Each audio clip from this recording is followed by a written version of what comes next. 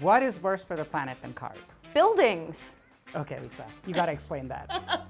So buildings represent 39% of the global warming problem, not transportation, which is what I always get as a question. Wow. So what do we do about all that carbon emissions from buildings? Well, we need to start thinking about carbon differently. We need to think about it as a material that we actually build with.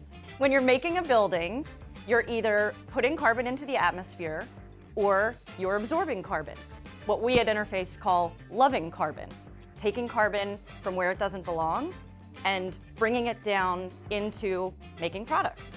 Usually when we think about buildings that are good for the planet, we usually mean buildings that have solar panels, that don't use a lot of electricity.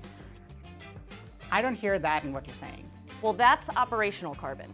That is what the building industry has been focused on for a long time. When you're picking materials for a building, you have to think about the carbon that it emitted while you were making that material. That is correct. What we really need to focus on that we don't have a lot of education on yet is embodied carbon. It's the carbon or greenhouse gas emissions that are associated with making stuff, anything from a pencil to a building material. Where do I go find out what the carbon footprint of a material is? EPDs. We got through this whole conversation without using an acronym. An environmental product declaration. It's a nutrition facts label just like you would see on food. So when a product has an EPD, it doesn't mean that it's environmentally friendly. It's just telling you how it contributes to environmental impact. And one of those metrics is the global warming potential of that product.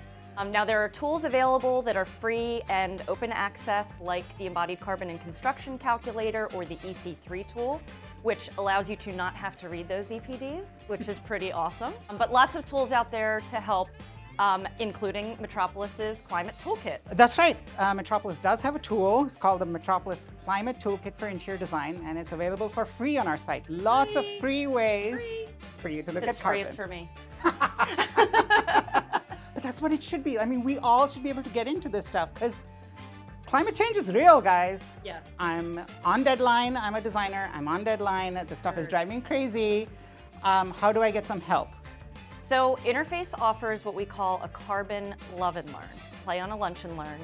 And that is 5 days, 1 hour per day to learn about embodied carbon because it takes a minute for it to set in. And they're about half content and half discussion. And we can provide a link for people to sign up for one of those. Love that. Yeah. Carbon love and learn. Yes, we should have made this a drinking game. Every time we say carbon. Oh my God, we'd both be drunk under the table. Yes, wasted. Yep. Totally Yep. wasted. Totally wasted.